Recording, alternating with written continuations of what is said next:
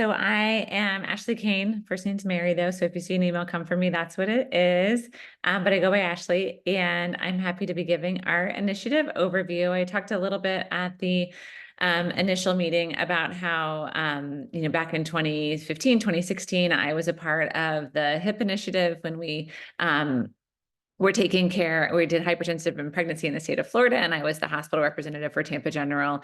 And it was really exciting, really interesting, and thought, didn't really realize all of the back work that had gone into the things that the doctors that had led it at the time had put into it.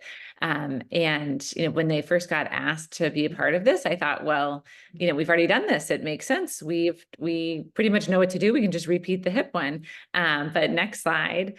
Back then I had one child. Now I have 3 kids, and that child's 10. And we have graduated over 50 residents from USF in that period of time. We have a lot of new doctors. There's been a pandemic, a lot of hurricanes. So a lot of things had changed in our lives, and a lot of things have changed in the way that we treat hypertension as well. And so there's lots of reasons for us to readdress this and kind of bring this back to the hospitals locally. Next slide. So some of those examples of changes are just the increase in recommendations for aspirin for preeclampsia risk reduction. There's been new guidelines following the CHAP trial with the recommendation to treat chronic hypertension in pregnancy with a goal of keeping blood pressures less than 140/90. The American College of Cardiology changed their guidelines, the way they describe hypertension outside of pregnancy, to be a stage 1 that includes less than 130/80. And then new guidelines have come out regarding postpartum follow-up. So a lot of these things we took into mind when we were starting to think of this initiative and how we wanted to make things different with the prompt, and what were some new focuses that we wanted to have. Next slide.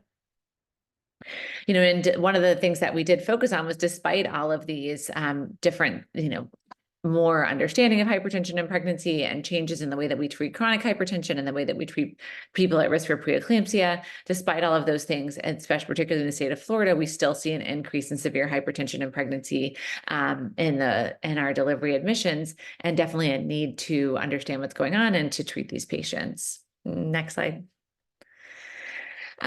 So we're very fortunate, and Robin spoke a little bit on this, to have other innovative options to sort of lean on, like the AIM.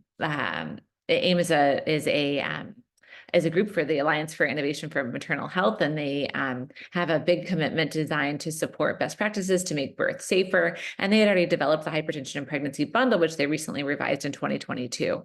So we looked to that a little bit to say, what did we do with HIP? What's been out from AIM, and what are some of the newer practices to help to guide our drivers and our aims for this program? Next slide. So the things that were in the AIM severe hypertension and pregnancy bundle included readiness for every unit, recognition, response, every patient, and then these reporting systems and learning, as well as this respectful, equitable, and supportive care. Next slide. So we wanted to adapt some of these ideas for PROMPT. The initiative leads met over the course of the spring and summer, along with our advisory committee, which was a wonderful group of people, to develop, to look to the AIM bundle and then select our key drivers from that. We then made work groups that would meet regarding each of the key drivers and determine the different items that we wanted to be in our toolkits and the ways that we wanted to guide people's care. And then we determined that we wanted respectful maternity care to just be incorporated into every key driver. Next slide. So we started with something old. Next slide. So that was timely treatment of persistent acute onset severe hypertension. So this was something that was incorporated into our HIP initiative as well, and felt like it was still important and something to be readdressed as hospital systems change, and this could be something that still needed to be thought through and worked in. So it's a well understood best practice, and it's endorsed by the American College of OBGYN. The consistent implementation of treatment protocols can remain challenging, and despite knowing that this is important, less than half of persistent acute onset severe hypertension receives treatment within 60 minutes. So in 2015, we implemented this as a guideline, and at that time, only 20% of the hospitals participating in FBQC, the HIP initiative, which was actually much less hospitals than we have now, but only 20% of those hospitals were treating the acute severe hypertension at baseline. And we did see through that HIP initiative a further increase, a great deal of an increase in the amount that could treat us.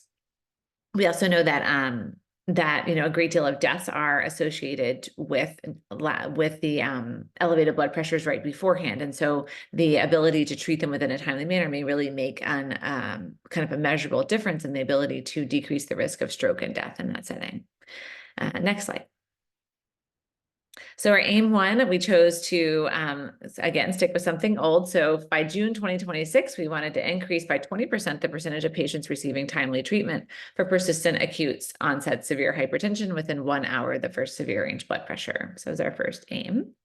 Next slide. So then we had something new for aim number 2.